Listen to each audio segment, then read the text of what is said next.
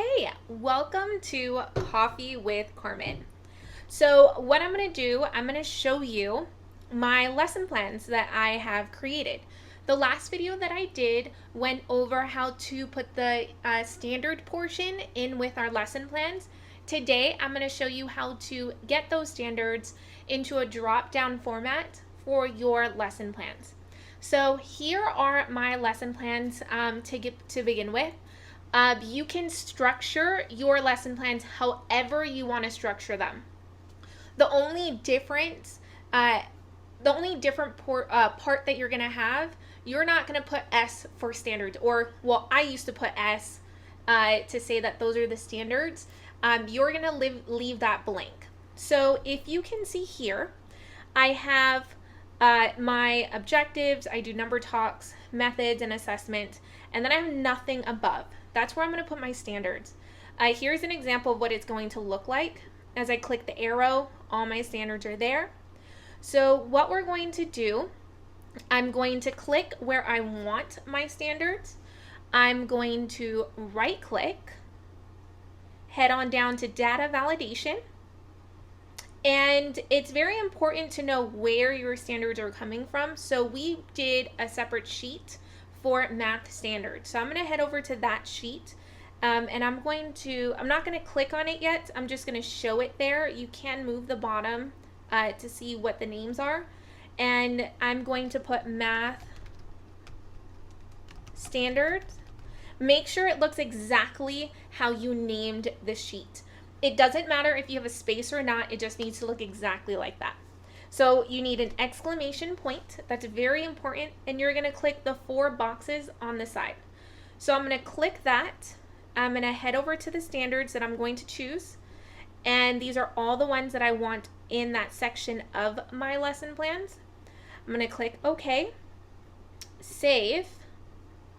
I'm going to go back to my lesson plan template. And if you can see, those are all my standards. And it's very easy. You can do this with all the standards. So I'm going to go ahead and I want this to go across. So I'm going to copy and then I can paste it in whichever box I want. So that means that my Wednesday now has all my standards. You do not need to do this process for every single one of your math standards section because you can just copy and paste once you've done it once. Just like I have another section for my ELD for writing, so I do not want to have to go back and add that data validation again. All I have to do is copy, paste, copy, and paste, and now it's there for me. So I'm going to show you how to do this with our reading standards as well. I named my reading standards ELA standards. Let me show you what this page actually looks like. So when I do my reading portion on my lesson plan, as you can see, I named it reading. So the standards on my ELA standard sheet, the reading ones are all together. Just like for my foundational skills, those are all together. Language, speaking, writing. I didn't separate them or put writing in with reading because I'm not going to need those. So I'm going to go over here. I'm going to go back to my template, right click, data validation, and remember our sheet is called ELA standards, exclamation point. Remember that exclamation point. I'm going to click on the 4 boxes, go back to that ELA. So remember, we're doing the reading standards.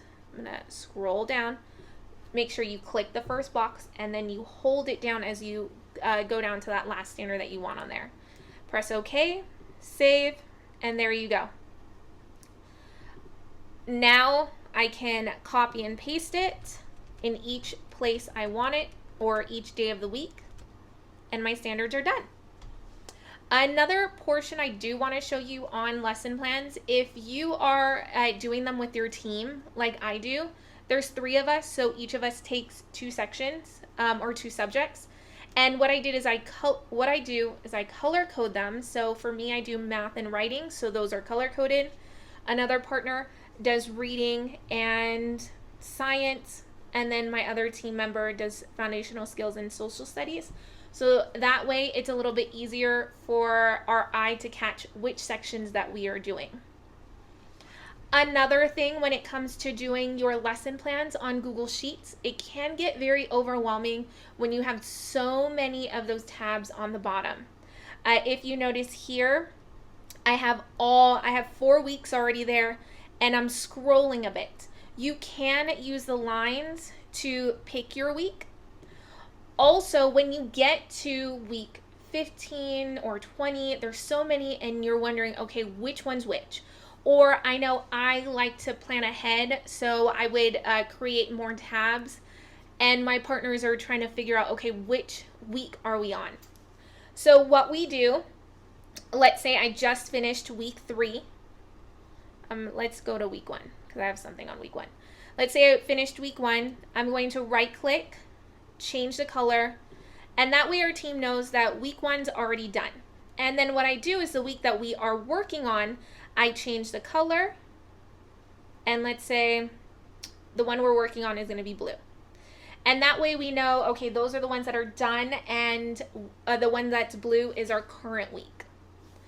Another thing that you can do, or what I advise, is to make sure that it is descending.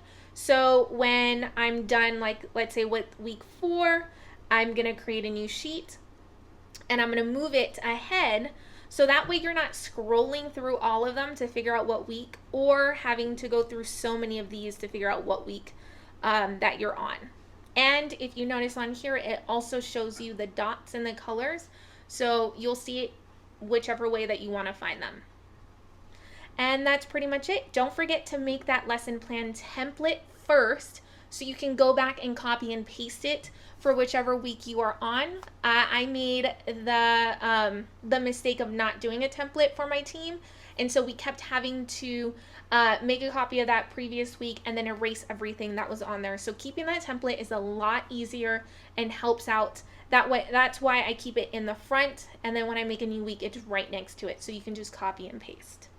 And that's about it. I hope you enjoyed that and it helped you create an easier lesson plan to have for this week. I know this year is probably going to be crazy, but at least you have something organized and ready for you. So thank you for joining, and thank you for coming. And yeah, bye.